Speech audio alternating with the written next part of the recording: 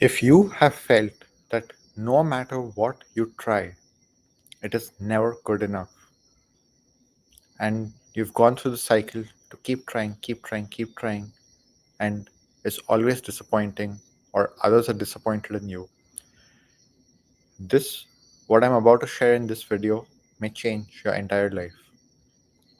Because I have been there. I have been there to the point where I gave up. So I was like, what's the point of even trying if it's not going to work out? And I entered into deep cynicism. And it was at multiple levels, not just my personal life, but also giving up on the world. It's like seeing all of this chaos and disturbance and darkness in the world. What's the point of even trying to do something to change it, to fix it, to heal it, to improve it? If it's all going to shit, if everything is just going to collapse, what's the point of even trying?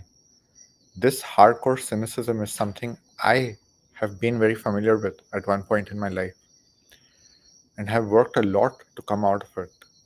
And all I can say is that if you are experiencing this or someone you know is experiencing this, that cynic needs to go because all it leads to is your own life being depressing. You lose the joy and the fun of trying anything, doing anything, living your life.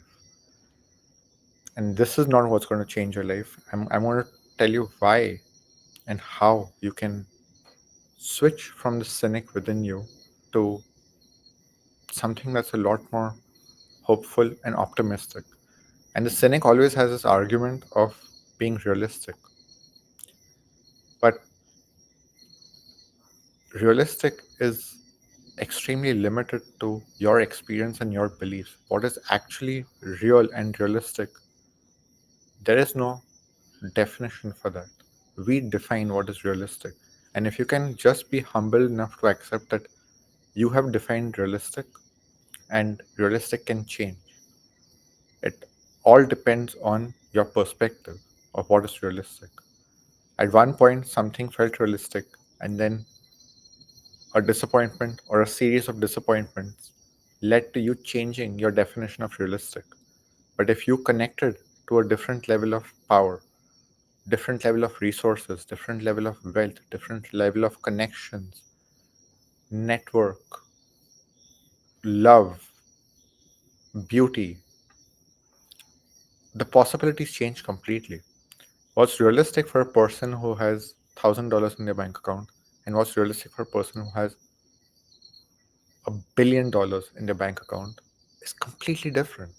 And just to understand that resources actually dictate what you believe to be realistic. So don't define what is realistic based on your existing resources and on proof of the past.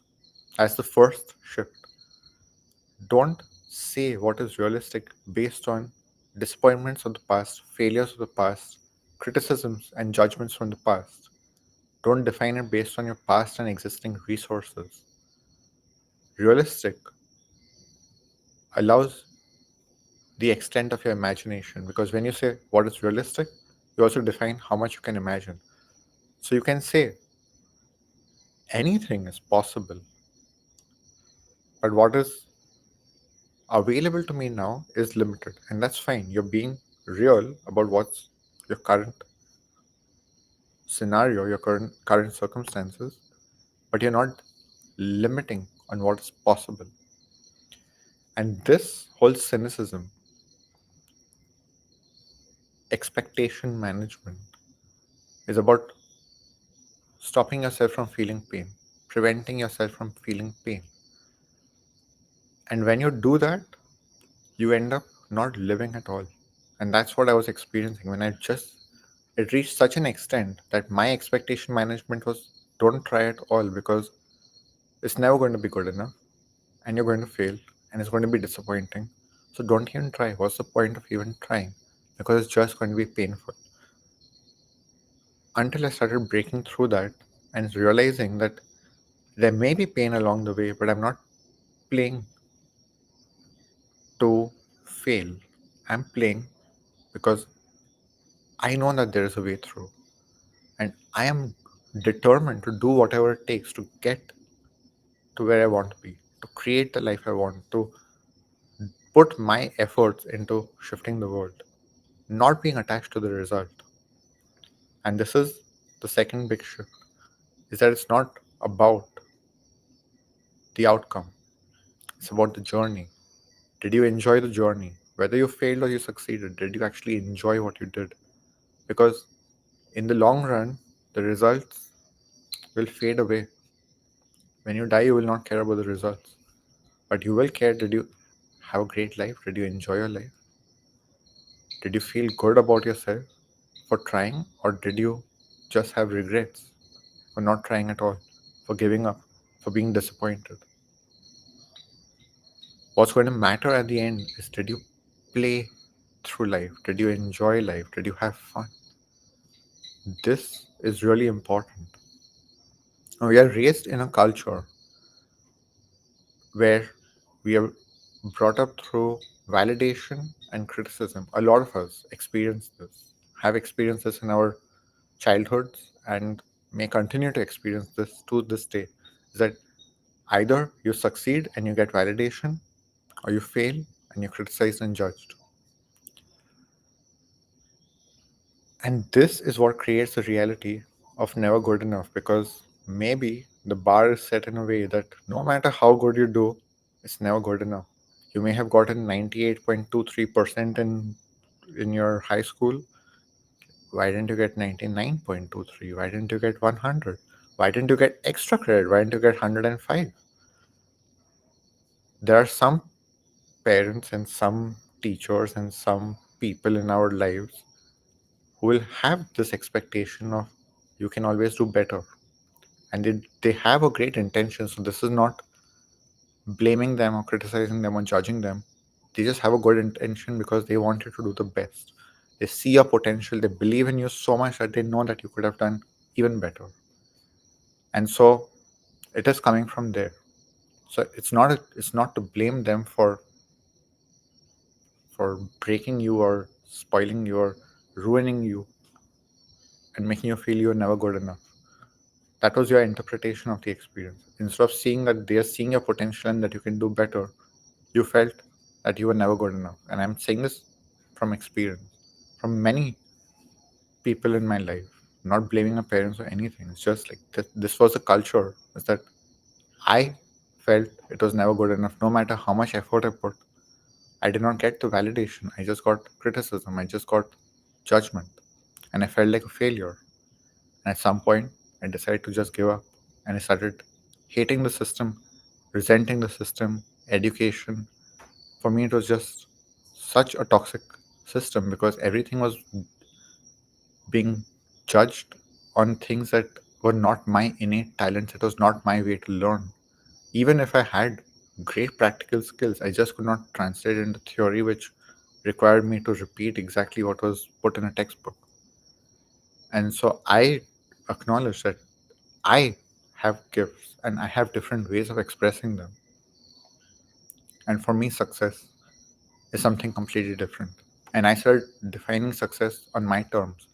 I defined my own standards, my own standard for success, my own standard for what what is meaningful for me, what I enjoy. And that's when the game started shifting. And the biggest secret, which I will share, which is the game changer in my opinion, is to create this secret game with yourself that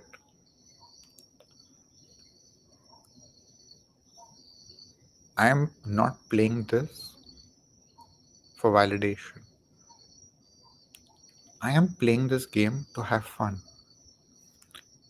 If you can tell yourself this, and you can tell all past versions of yourself that have felt never good enough, that have felt like a disappointment, that have felt judged and criticized and like a failure or a loser, if you can talk to these parts and say, you did not get the validation, but it doesn't matter. It was never about that. And you're going to do things, you're going to play games, and you may not get the validation because you may not get the result, you may not get the success that you expect or that others expect of you. But we are going to have the secret pact within ourselves that I am playing to enjoy the game. I'm playing to live. I'm playing to do what is important for me. And if I succeed along the way, that's just going to be a bonus. That's going to be great. I'm going to enjoy it. I'm going to love it. If I fail, I'm not going to give up because pain is part of the journey and I'm playing to win. So if I fail, I will study it, I will analyze it, I may pivot, I may try something different, I will keep going forward, or I realize that this game I'm done with. I failed, I had a great time, I'm ready to go on to a new game. But my attitude towards whatever I do in my life is going to be this. I am playing a game and I'm not playing to succeed and get validation. I am playing to win because yes, I want the outcome that I'm playing for, but I'm not attached to it.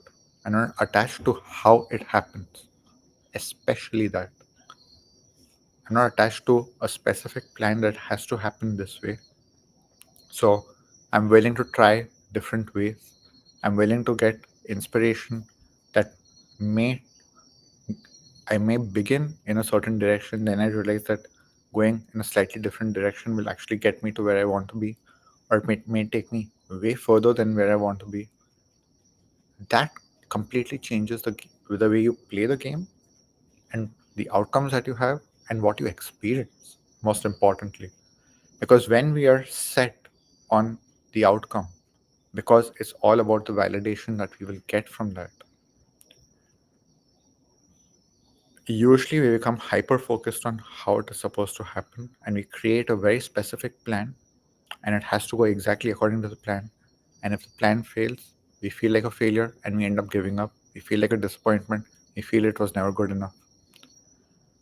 But when it's not about the outcome and you're playing to enjoy the journey and you're listening to what will really get you there along the way and you're okay with pivoting and you're okay with trying different things and you're in this playful, experimental, joyful mode, not only will you have really enjoyed the whole experience, you will very likely get to the end too.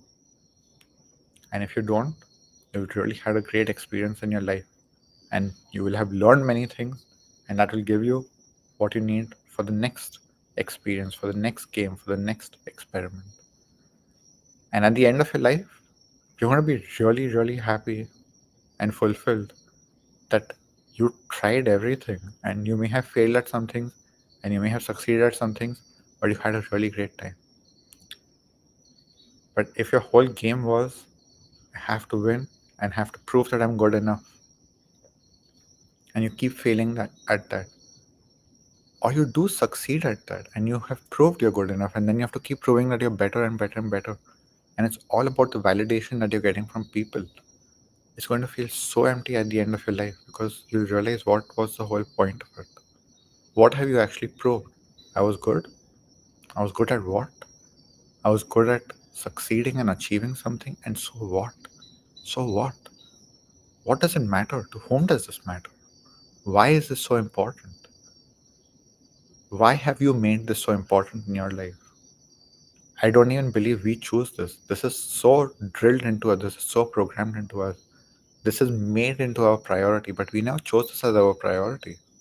To even realize that is such a big thing.